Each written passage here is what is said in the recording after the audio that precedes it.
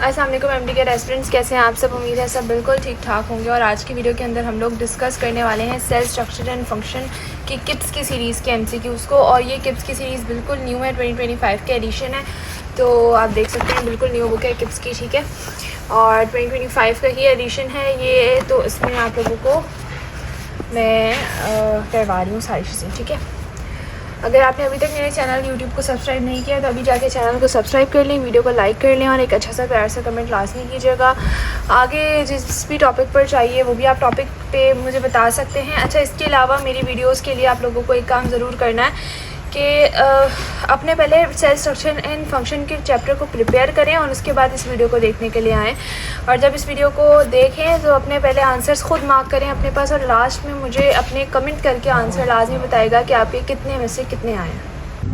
अच्छा स्टूडेंट्स, अब हमारे पास जो पहला है ना वो है cell theory is not applicable to. तो सेल थ्योरी किस पे एप्लीकेबल नहीं होती? फंजाई पे, बैक्टीरिया पे, एल्गे पे या फिर वायरस पे। तो देखिए सेल थ्योरी हमेशा उसी पे नहीं होगी ना जिसके अंदर सेल स्ट्रक्चर नहीं होगा। तो इसके लिए हमारे पास करेक्ट ऑप्शन नंबर डी है। वायरसेस पर जो सेल थ्योरी है वो एप्लीकेबल जो है वो नहीं होती है, ठीक है।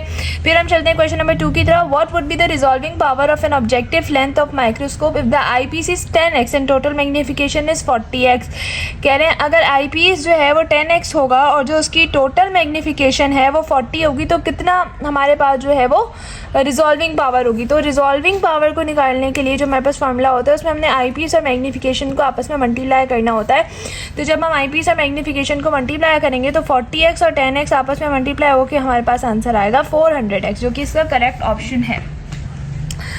फिर हम लोग चलते हैं 3 की तरफ। The human naked eye can differentiate between 2 points which are how much apart. दो को डिफ्रेंशिएट कर सकते हैं लेकिन वो कितना दूर होने चाहिए? 1 मिलीमीटर, 2 डेसीमीटर या फिर 0.1 मिलीमीटर। तो इसका जो हमारे पास करेक्ट ऑप्शन है वो है 1 मिलीमीटर अपार्ट को हम लोग जो है ह्यूमन आई नेकेड आई डिफ्रेंशिएट कर सकती है।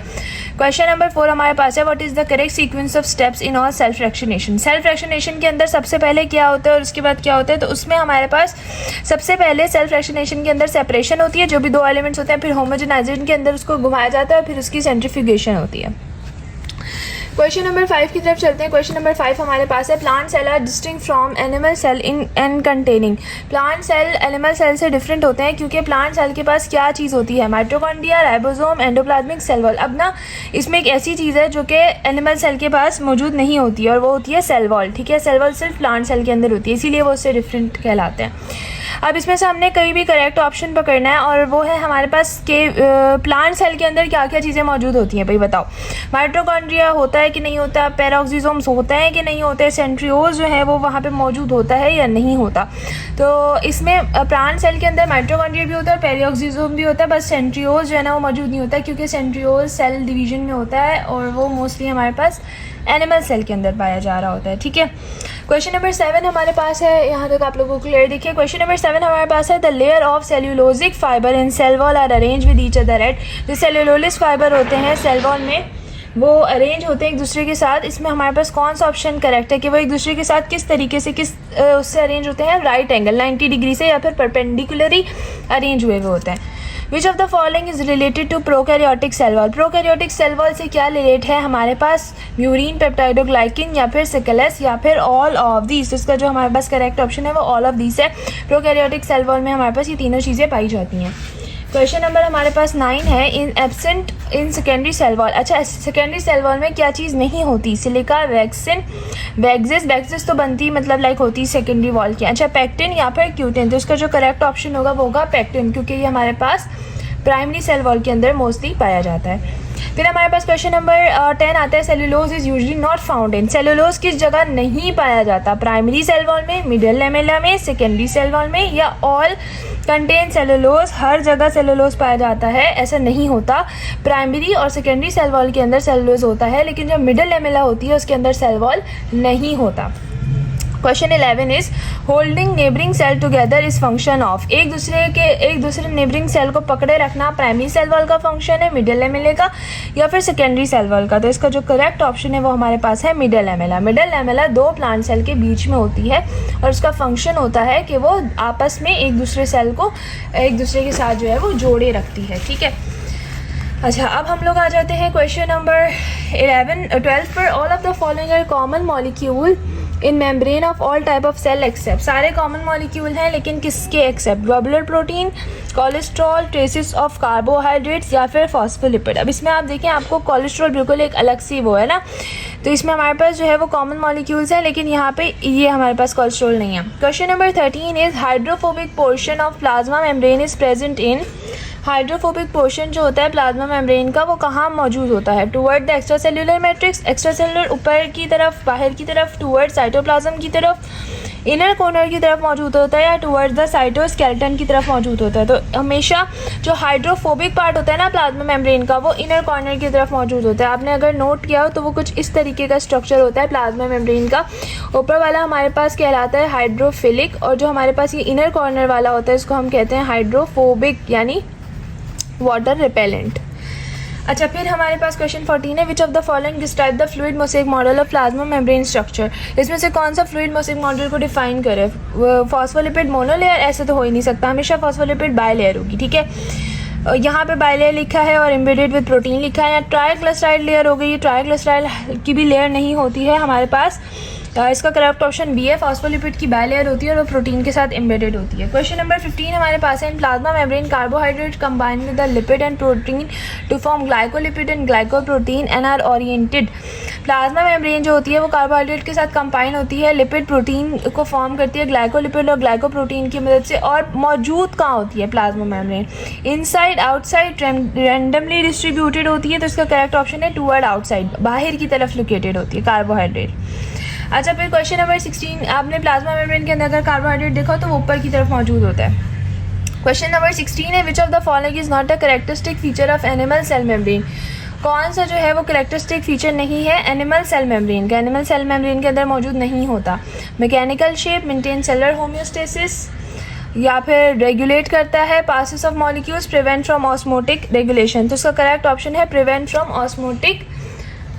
अच्छा, फिर हमारे पास 17th क्वेश्चन जो है ना वो हमारे पास आता है, which of the following act as a receptor site on plasma membrane, तो प्लाज्मा मेम्ब्रेन पे एज अ रिसेप्टर क्या काम कर रहा होता है, हेड ऑफ फॉस्फोलिपिड मॉलिक्यूल होता है, कोलेस्ट्रॉल मॉलिक्यूल होता है, टेल होती है फॉस्फोलिपिड की, या फिर ग्लाइकोप्रोटीन होता है। तो इसका जो हमारे पास करेक्ट ऑप्शन है ना वो हमारे पास ग्लाइकोप्रोटीन ही है, क्योंकि ग्लाइकोप्रोटीन एज अ रिसेप्टर काम कर रहा होता है।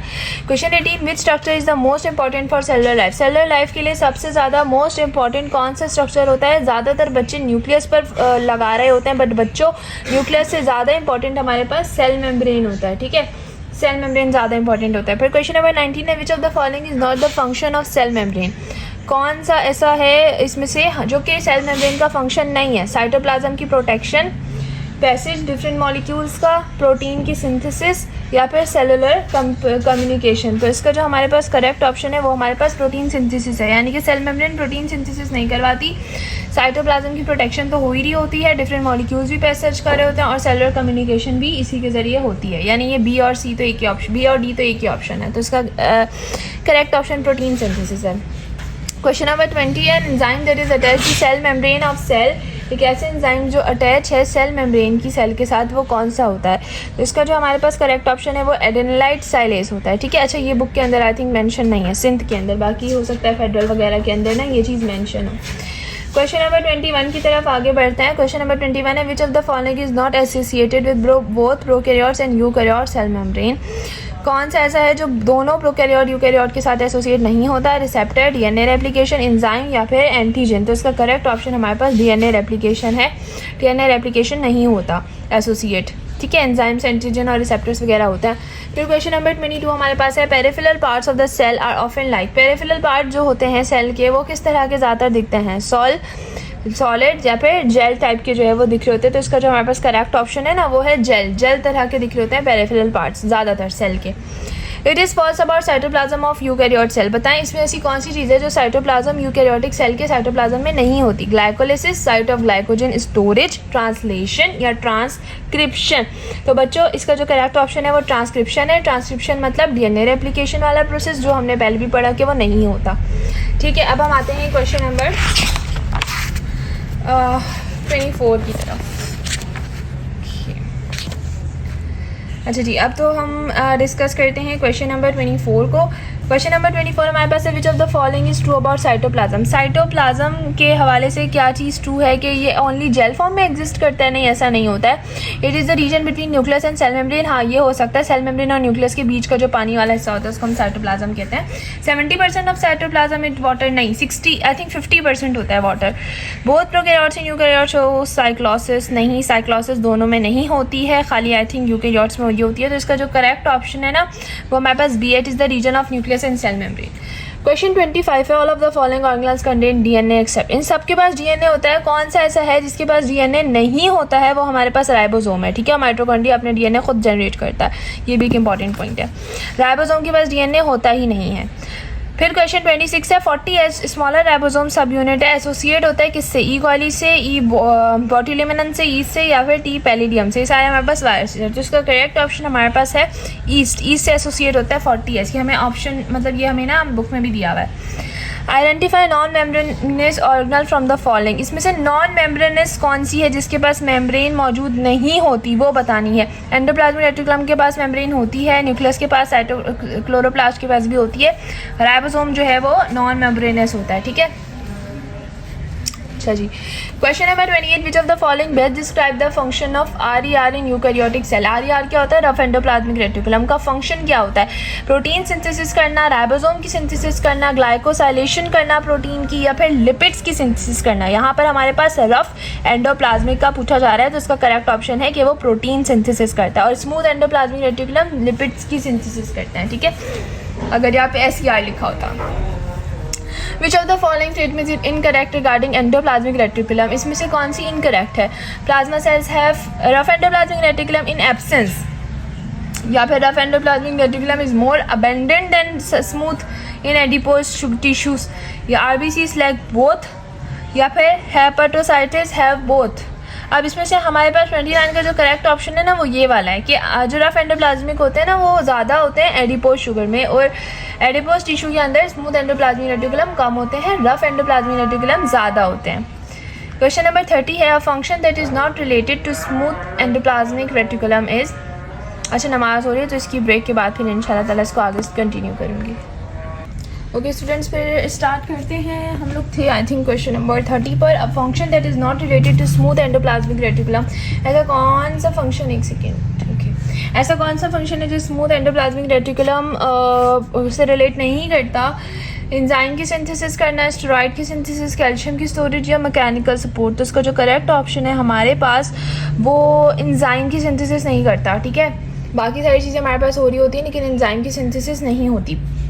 अच्छा, फिर विच of the following organ is associated with single membrane. कौन सा ऐसा ऑर्गन है जो सिंगल मेम्ब्रेन है? माइटोकॉन्ड्रिया, एंडोप्लाज्मिक रेटिकुलम, न्यूक्लियस, या फिर क्लोरोप्लास्ट। तो इसका करेक्ट ऑप्शन हमारे पास है एंडोप्लाज्मिक रेटिकुलम हमारे पास सिंगल मेम्ब्रेन होता है, जबकि न्यूक्लियस, क्लोरोप्लास्ट और माइटोकॉन्ड्रिया हमारे पास डबल मेम्ब्रेन होता है। अच्छा, फिर हमारे पास इसके बाद जो ऑप्शन है वो क्वेश्चन नंबर 32 है, which of the following function is perform by both types of endoplasmic reticulum. Protein synthesis, तो फिर इसमें हमारे पास जो है ना एंडोप्लाज्मिक रेटिकुलम जो है ना वो सिंगल मेम्ब्रेन होता है, बाकी सारे जो है वो डबल मेम्ब्रेनस होता है। फिर क्वेश्चन नंबर 32 है, which of the following function is perform by both endoplasmic reticulum. कौन सा ऐसा फंक्शन है जो दोनों एंडोप्लाज्मिक रेटिकुलम करते हैं? प्रोटीन की सिंथेसिस करना, मैकेनिकल सपोर्ट, मसल कॉन्ट्रैक्शन, या डिटॉक्सिफिकेशन ऑफ हार्मफुल ड्रग्स। तो इसका करेक्ट ऑप्शन हमारे पास है mechanical support. Rough endoplasmic reticulum भी करता है और स्मूथ एंडोप्लाज्मिक रेटिकुलम भी करता है। फिर क्वेश्चन नंबर 33 है, which of the following organelle is responsible for production of steroid hormone. Steroid hormone के प्रोडक्शन के लिए हमारे पास क्या चीज़ जो है वो इंपॉर्टेंट है, वो हमारे पास होता है स्मूथ एंडोप्लाज्मिक रेटिकुलम, ठीक है, क्योंकि रफ हमारे पास क्या करता है? प्रोटीन सिंथेसिस करता है। दैन फिर क्वेश्चन नंबर 34 हमारे पास है, identify the correct pair from the following option. इसमें से हमने करेक्ट पेयर को बताना है, करेक्ट ऑप्शन को जो है ना वो हमने मार्क करना है। तो यहाँ पर हमारे पास डीएनए रेप्लिकेशन हो रहा है राइबोसोम की वजह से, ऐसा नहीं होता। प्रोटीन सिंथेसिस हो रहा है, नहीं, ये प्रोटीन सिंथेसिस रफ एंडोप्लाज्मिक करता है। एनारोबिक रेस्पिरेशन क्रिस्टाई की वजह से नहीं हो रही होती है। मॉडिफिकेशन, हाँ मॉडिफिकेशन गोल्जी अपैरेटस करता है, तो इसका करेक्ट ऑप्शन डी होगा। 35 क्वेश्चन है, modification of protein and lipid into glycoprotein and glycolipid is a function of, यानी मॉडिफिकेशन करना प्रोटीन की और लिपिड की किसका फंक्शन होता है? तो इसका करेक्ट ऑप्शन हमारे पास है Golgi apparatus. Question number 36 is Golgi complex is involve in the formation of. Golgi complex हमारे पास इन्वॉल्व होता है किसकी फॉर्मेशन के अंदर? Lysosome, rough endoplasmic reticulum, vacuole या फिर एसईआर। तो इसका जो करेक्ट ऑप्शन हमारे पास होगा वो होगा लाइजोसोम। ठीक है, गोल्जी कॉम्प्लेक्स हमारे पास लाइजोसोम की फॉर्मेशन कर रहा होता है। अच्छा, फिर उसके बाद हमारे पास नेक्स्ट क्वेश्चन है, question number 37 which is the transport of secretory protein takes place through organs in which of the following order. किस ऑर्डर से हमारे पास ट्रांसपोर्ट हो रही होती है, तो वो हमने जो है ना यहाँ पर बताना है। तो इसका जो करेक्ट ऑप्शन हमारे पास है वो ए है, यानी कि पहले रफ एंडोप्लाज्मिक रेटिकुलम से स्मूथ में जाएगा, फिर गोल्जी अपैरेटस और फिर सेक्रेटरी वेसल्स की तरफ जो है चला जाता है। फिर क्वेश्चन नंबर 38 है, which of the following does not originate from Golgi complex. कौन सी ऐसी चीज़ है जो गोल्जी कॉम्प्लेक्स से नहीं बनी? लाइजोसोम, पेरोक्सिसोम, ग्लाइकोसोम, या फिर आपके ख्याल से सारे ही गोल्जी कॉम्प्लेक्स से बन रहे होते हैं? तो इसका जो करेक्ट ऑप्शन है वो यही है कि सारे ये लाइजोसोम हो गया, पेरोक्सिसोम हो गया, ग्लाइकोसोम हो गया, सब हमारे पास गोल्जी कॉम्प्लेक्स ही बनाता है। ठीक है, फिर हमारे पास क्वेश्चन नंबर 39 है, फ्रेगमोप्लास्ट इज एसोसिएटेड विद। फ्रेगमोप्लास्ट किस चीज़ से एसोसिएटेड है? तो ये आई थिंक बहुत ही ज़्यादा इजी क्वेश्चन है और गोल्जी कॉम्प्लेक्स से वो एसोसिएट होता है। ज़्यादातर बच्चे क्लोरोप्लास्ट समझते हैं बट वो नहीं है, क्योंकि प्लास्ट आ रहे हैं ना, तो लोग बच्चे को लगता है कि भाई ये आइडेंटिकल है, तो आई थिंक यही ऑप्शन होगा, but the correct option is Golgi complex. Then we have question number 40 which of the following organelle is most abundant in those animal cell exhibit by phagocytic activity. तो ऐसा कौन सा organ है जो बहुत ज़्यादा अबेंडेंट होता है? इसका करेक्ट ऑप्शन हमारे पास लाइजोसोम है। ठीक है, फिर क्वेश्चन नंबर 41 है, it is a disease characterized by accumulation of lipid in the brain cells leading to mental retardation even death. ऐसा कौन सा डिजीज है ज़्यादातर ब्रेन पर असर करता है और डेथ तक जा सकता है? तो इसका करेक्ट ऑप्शन हमारे पास टेसिक डिजीज़ है, ये मैं पढ़ा चुकी हूँ, शॉर्ट वीडियो में भी आपको दिख जाएगा। ठीक है, अच्छा नेक्स्ट क्वेश्चन 42 की तरफ चलते हैं। Strictly speaking the autophagosomes are actually, अच्छा स्ट्रिक्टली अगर हम बताएं तो ऑटोफेगोसोम्स क्या होते हैं? प्राइमरी वाले लाइजोसोम्स होते तो लाइजोसोम्स हैं क्योंकि वो ऑटोफेगी कर रहे हैं, बट द क्वेश्चन इज कि वो कौन से वाले होते हैं? प्राइमरी, सेकेंडरी, टर्शरी या फिर क्वाटरनरी। तो स्ट्रिक्टली अगर बात की जाए तो सेकेंडरी लाइजोसोम ज़्यादातर ऑटोफेगी की तरफ जाते हैं। सुसाइडल बैग किसे कहा जाता है? वो भी लाइजोसोम्स को ही कहा जाता है। Question 44 is which of the following eukaryotic organelle has symbiotic origin with bacteria. Symbiotic origin किसका होता है? एंडोप्लाज्मिक रेटिकुलम का, क्लोरोप्लास्ट का, लाइजोसोम का या फिर गोल्जी अपैरेटस का? तो इसका करेक्ट ऑप्शन है क्लोरोप्लास्ट। क्वेश्चन नंबर 45 है, chlorophyll molecule resemble with. Chlorophyll किससे मिलता है? अच्छा ये ना पीछे भी मैं आप लोगों को काफ़ी दफ़ा इस चीज़ का आइडिया दे चुकी हूँ जिसने मेरा लेक्चर लिया होगा कि क्लोरोफिल हमारे पास होमोग्लोबिन के हीम पार्ट से बनता भी है और रिसेंबल भी करता है। ठीक है, मतलब ज़्यादातर उससे मिल रहा होता है जो हीम पार्ट होता है ना हीमोग्लोबिन का। Then we have which of the following statement is incorrect. इसमें से कौन सी स्टेटमेंट इनकरेक्ट है? कार्बन फिक्सेशन स्ट्रोमा में होती है, आई थिंक ये ठीक बात है। क्लोरोप्लास्ट सेल्फ रेप्लिकेटिंग होता है, ये भी ठीक है। क्लोरोप्लास्ट के पास 70s राइबोसोम होता है, ये भी ठीक है। इंटरग्रेनम इज फोटोसिंथेटिक, ये गलत है, इंटरग्रेनम फोटोसिंथेटिक नहीं होता है। ठीक है, फिर we have question number 47 dash provided support for the individual plant cell and contribute to the turgidity of the leave and younger plants. तो ये वाला जो काम है हमारे पास वो वैक्यूल करता है। Then we have question number 48 which of the following cell organelle can be viewed with the help of high power light microscope. तो हाई पावर लाइट माइक्रोस्कोप जो होता है उससे माइटोकॉन्ड्रिया जो है वो हो सकता है। ठीक है, अच्छा बच्चों, उम्मीद है कि आपको वीडियो पसंद आई होगी। वीडियो पसंद आई वीडियो को लाजमी लाइक कीजिएगा, चैनल को सब्सक्राइब कीजिएगा। खुदा हाफिज़।